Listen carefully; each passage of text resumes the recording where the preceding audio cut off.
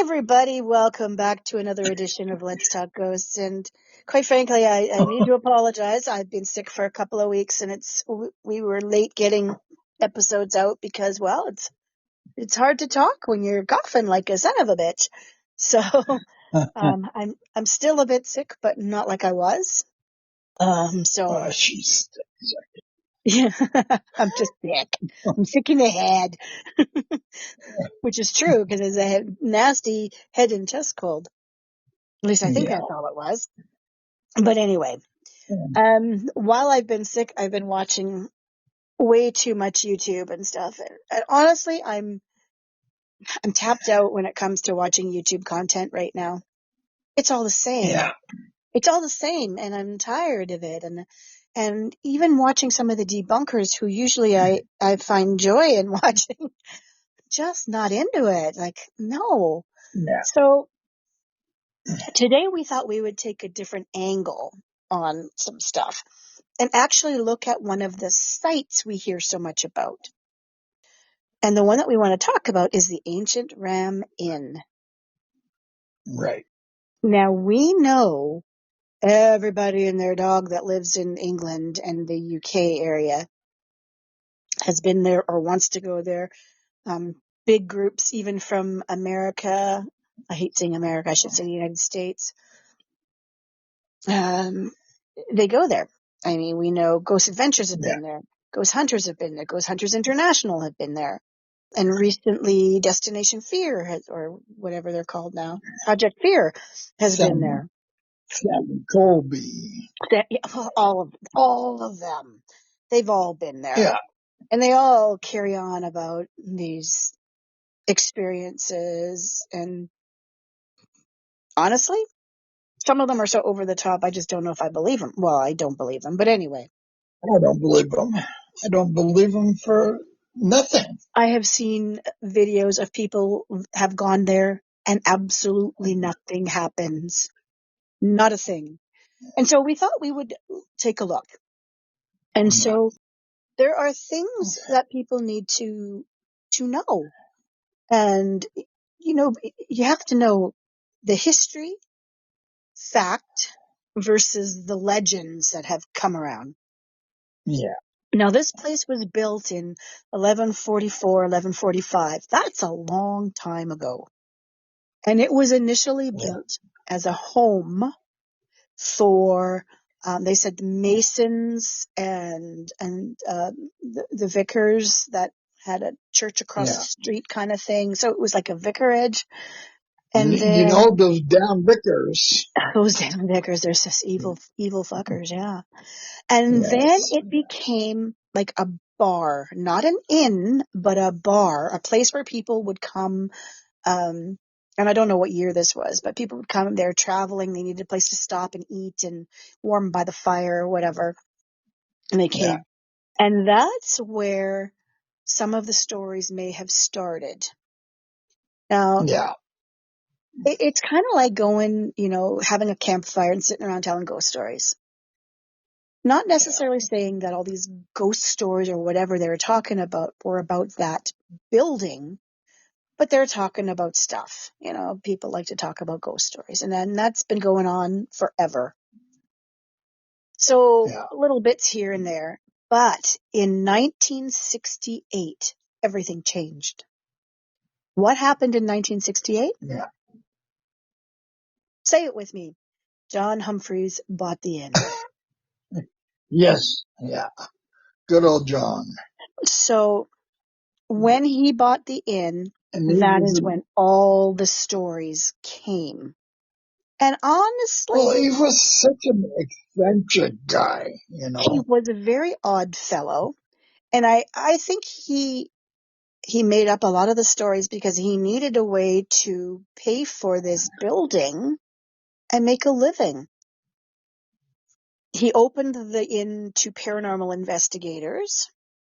And the first real big group that came through was the most haunted people. Stuart Pebbles and there's others. And apparently this is where Stuart had his worst experience that made him lose all his hair. He was attacked.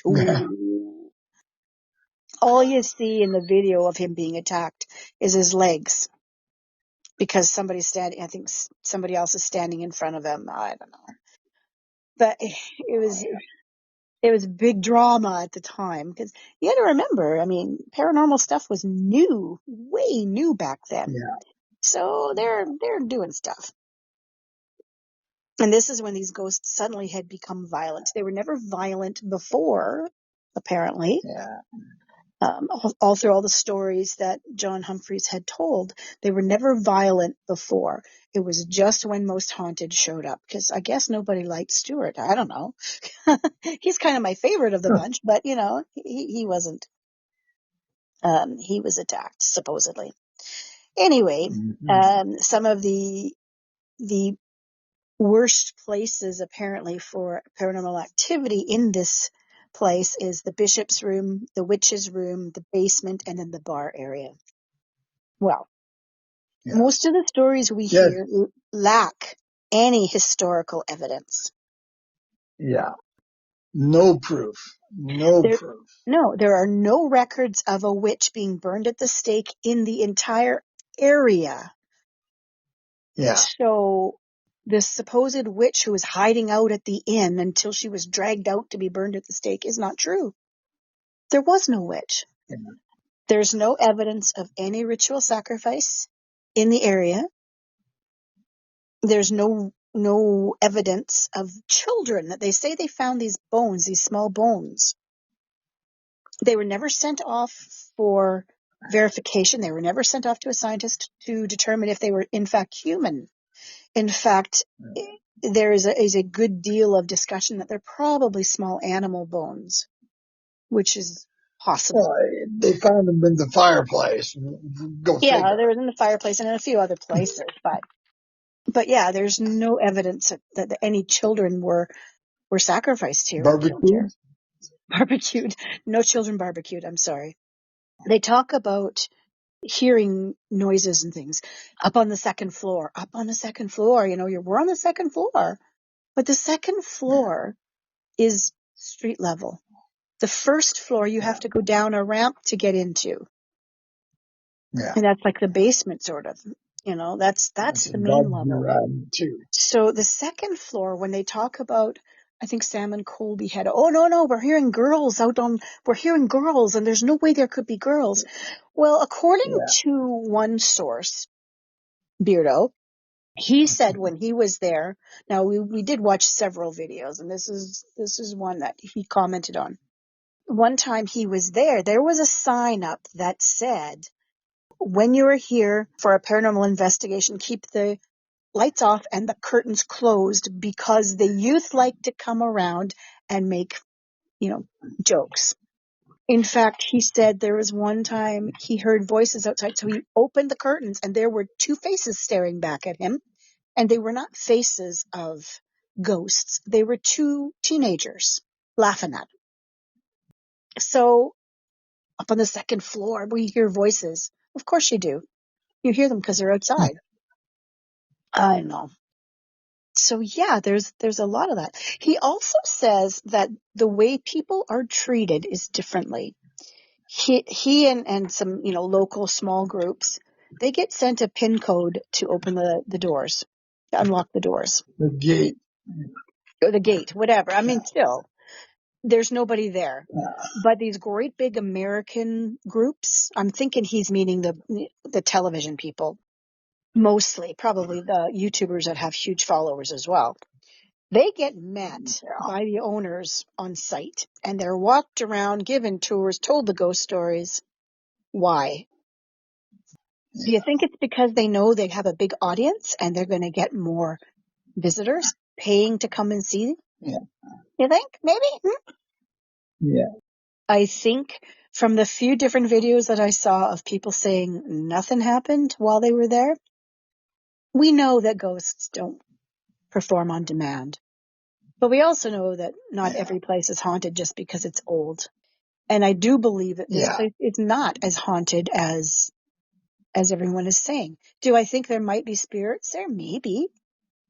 Do I think they're the evil, the witch? And who's hiding out, and if she's hiding out, why is she, attacking people? Is it the bad bishop? I don't even know about the bad bishop or whoever else is there. I don't know, but I don't believe that ghosts that are not backed up by historical facts are real. Yeah. That's my opinion. Yeah, mine too, but you get all these ghost adventure types Mm-hmm. wanting, clicks and views, and they'll scream and carry Oh, on, jeez. and And all of the equipment that people bring in, it's not scientific equipment. REM pods no, and stuff. I mean, really? Now there is electricity in the yeah, building. There is no heat in the building, which I didn't realize that yeah, this place isn't heated. It's just heated with fireplaces, just like it was in 1145. yeah, So it's very cold at night, especially downstairs, where it's surrounded by stone and everything. A couple of the folks said that if you're going to come and spend the night, to make sure you bring warm blankets and things, because the few blankets they have on the beds is not enough. You're going to be cold. So bring sleeping bags or comforters or whatever you want to stay warm, because it's cold, even in the dead of summer. And that's not surprising in the summertime that it's cold, because the stone, yeah, yeah. you can't get that heat in And you're whenever it's underground. cold. Yeah. Yeah. So yeah, I find it interesting how many places like to go on about how haunted they are when they're not. I mean, we know this from other Yeah. sites, Conjuring House, Combing house. that they're not always haunted, but they are hyped up to be for money. For money, Yeah. which is sad. I mean, this is an amazing old building. I mean, it's been there since the 1100s. When It's like an incredible, beautiful building. a historical site, yeah, amazing site, but you're not going to get people wanting to go there just for a pint. You need to give a gimmick. Yeah. And so ghosts is the gimmick they're Yeah. using. You know? I don't know where they got the idea for the witch, but in that, history of England, they did have that whole time when they were looking for witches Witch and trials. yeah, well, they had them too, just like Salem did. And it was pretty bad. Yeah. They had their witch Well, finders going out. Hmm? the guys came over from England Mm-hmm. and Yeah. stuff. So Yeah. So pretty awful, but it's probably where that story came from.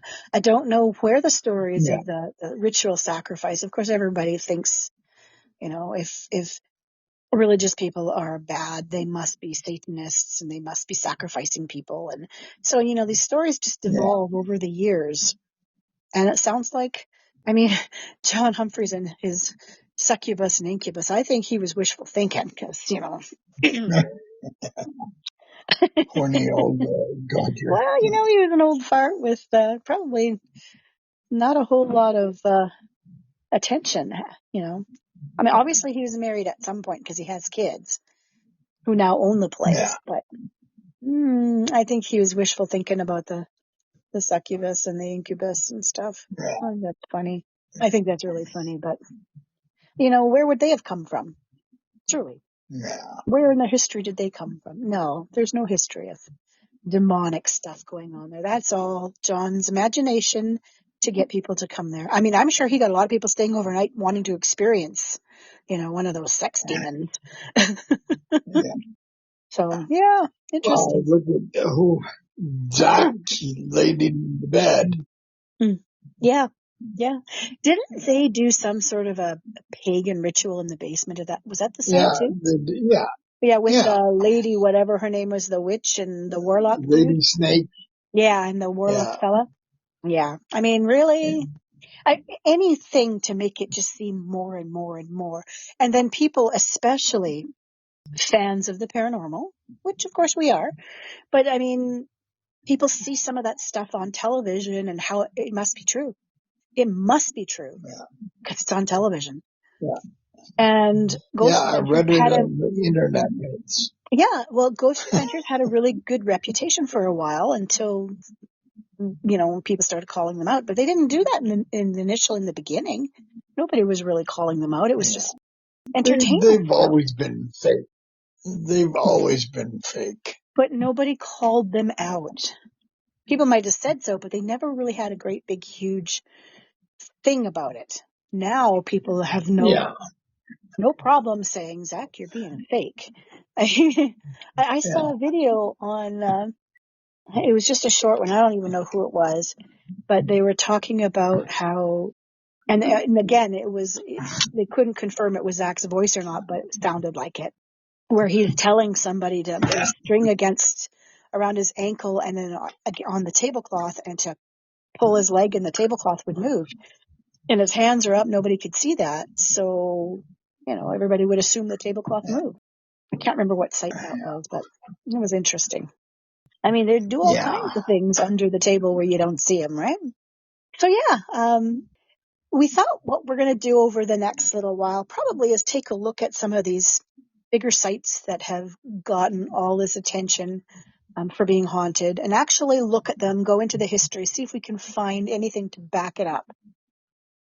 So this was kind of our first kick at the can. And I was really surprised to see no evidentiary stuff about any of these claims. Anything to back it up.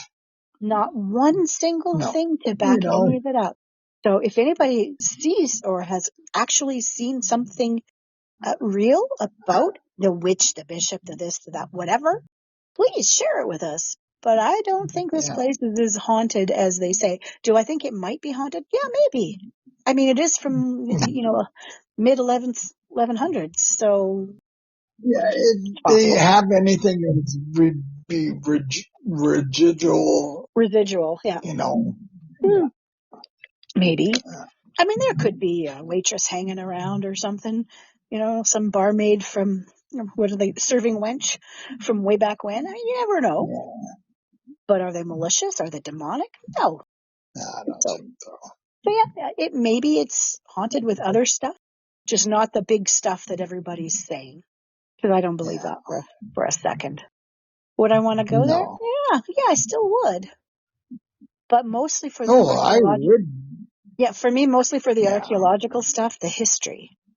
Because this place is filled with historical stuff. I would love to see. It's like a museum, But do I think I'm going to get, a sex demon all over me? No. Do I think I'm going to find a witch that was burned at the stake? No. Or sacrificed children? No. I don't believe any of that. I think it's all a bunch of crappy shit. But people do what they do to make money, and the money that's made from all those people coming for paranormal stuff is what's paying for the upkeep of that building, because I'm sure that's not cheap to keep it from disintegrating and falling apart, I'm told. It's amazing. 800, 900 years old. Wow. Bless you. Thank you. So anyway, that's what we had to talk about today. Hope everybody is well and healthy. And we'll talk to you again. Hope you're having a great day, evening, night, wherever you are in this great wide world. Happy haunting. Happy haunting. Bye now.